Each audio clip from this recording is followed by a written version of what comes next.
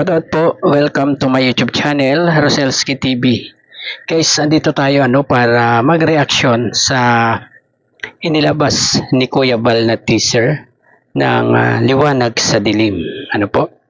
At ito po ay ating re-reaction na base sa kanyang dalawang inilabas na pampagana or teaser or tawag, may iba pang tawag po dito eh. Ito ay thriller ng kanyang ginawang pelikula, ang Liwanag sa Dilim. Pero bago po yan, pakisuportahan po muna ang ama ng Kalingap, Kuya Val Santos Matubang, Ate Edda Vlogs at Kalingap Rap. Ito po, at tayo mag-i-start kung saan makikita natin na nagkaroon na ng karibal itong si Tatay Batas kay Nanay Rosa, at kinakantahan itong si Nanay Rosa nitong karibal ni Tatay Batas. Ito po, panoorin po natin. Pagmamahal ko'y sa'yo lamang, nakalaman. Uy, napupuyat ng kuna, gawa ng kung kagapin ng mga pangingilaw. Dahil sa lihim na pag-ibig, pagmamahal mo, di ko nakamit. Itong puso, winasak mong pilit, para alaka sa bawat sakit.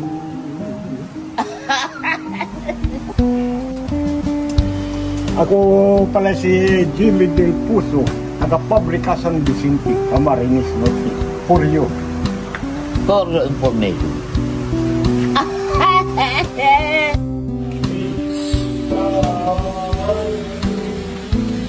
I say by my window, imagining the night I was disturbed, and it's like I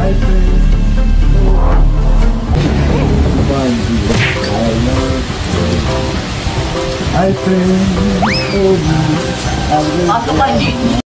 tunay ba aking mahal na ikaw ay lumimo sa tamis ng sumpan ay dagling nalimutan, at anong naging sanhi at lumimot ka sa akin, sabihin mo lamang giliw, masaktan man ang damdamin.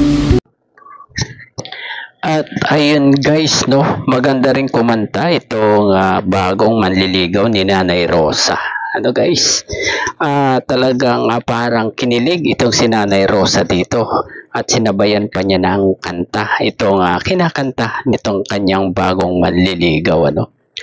At sa puntong yan ay paparating na itong si Tatay Batas. Ano kayang mangyayari sa kanilang pag-uusap dito, guys? Dahil grabe, inabutan niya na mayroong nanliligaw dito, may naghaharana dito kay Nanay Rosa. Guys, grabe na yan. At dumating din itong si Tatay Batas at kinantahan din niya itong si Nanay Rosa. Kaabang-abang talaga guys, napakaganda ng mangyayari siguro dito sa ipapalabas ni Kuya Val na ito, Pero hindi po dyan nagtatapos at naglabas ulit ng isang teaser itong si Kuya Val na talagang nagtitraining itong mga gwardiya ni Lady Beyonce. At nakita natin si Lady Beyonce na talagang nandito na sa seryeng ito. Guys, ito po, panoorin po natin. Ang training natin ngayon ay swimming, gapang, gulong. Ready na ba kayo? Yes! Ready! Yes! Ihanda nyo na inyong mga sarili. Ihanda ang mga kailangang dalhin, pagkain o anuman, tubig. Naintindihan nyo ba ang sinasabi ko? Yes, sir!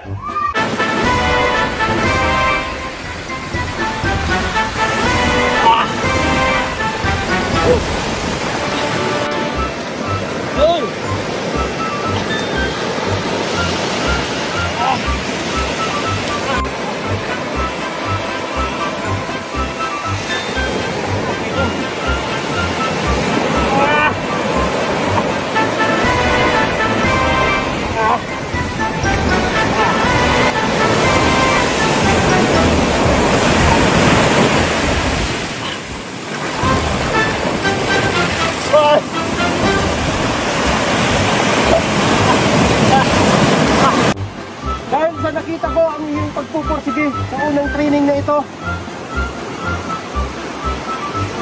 ang unang panalo ay makakatanggap ng 2,000 mula kay Inday PB. Ang unang panalo sa unang training na ito ay si...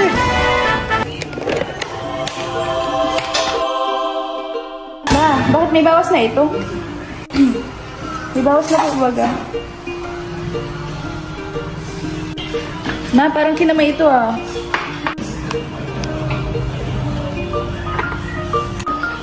Nilabas kasi agad sa freezer. Lambot na tuloy.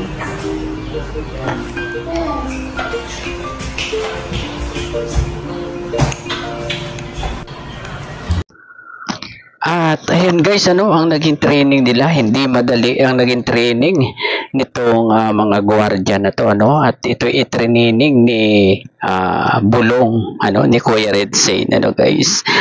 Nakakatawa lang, dahil yung nangyari kay Doc Lab, halos mahubuan siya doon dahil kay Kuya Jello, guys.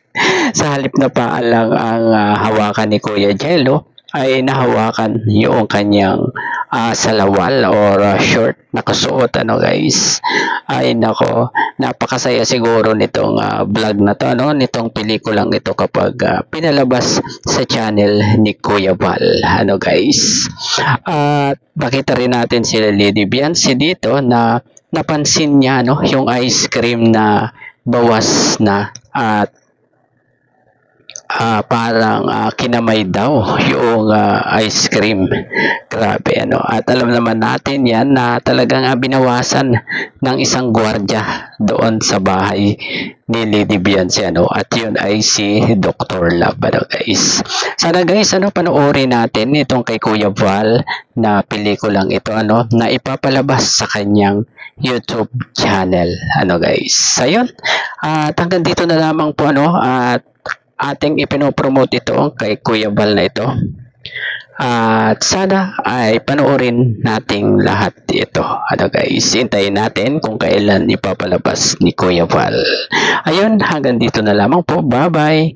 God bless po sa lahat. Peace. Good vibes lang po dapat, Bye-bye. Eds, kumusta naman, Kuya Eds? Okay lang, coach. Medyo matagal lang kami nawala kasi may mga bagay na kaso kami para sa aming mga sarili. Parang may new look ka din po pati, Gantong formahan kasi matagal-tagal pa ito bago mapakita sa publiko. Mga ano daw po, ilang months daw po, parang bago bumalik. Talaga, medyo mahaba na, mga 4 months. Wow! Pero mga 3 months, mahaba na yung normal hair.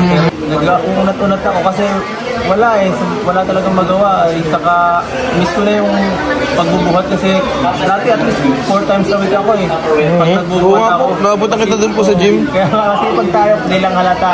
Sabi ko, nakatakot ko Balik naman din po yung Kuya Eds. Buti naman, kung gano'n kasi sayang ang tagal ko nang pinaghirapan, mga 3 taon na. Tapos mawawala lang ng isang buwan, 2.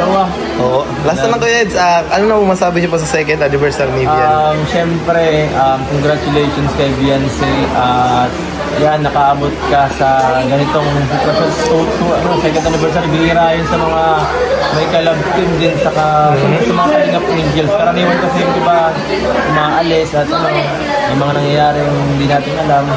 Last na po, baka may 3 words po para sabihin mo kay Biancy. Any 3 words po? 3 words. Yan, Biancy, ano masasabi mo doon sa niluto ko? Ay, sarap po yan. Solid. Yes. Solid. Pang restaurant. Bro, ikaw masasabi mo, bro?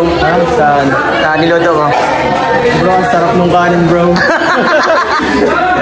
Bro, masarap lahat. Solid. Thank you, bro. Thank you. thank you sa EDC. Grabe. Parami ang kain doon. Yan, support lagi ang Vincent Calyado sa EDC.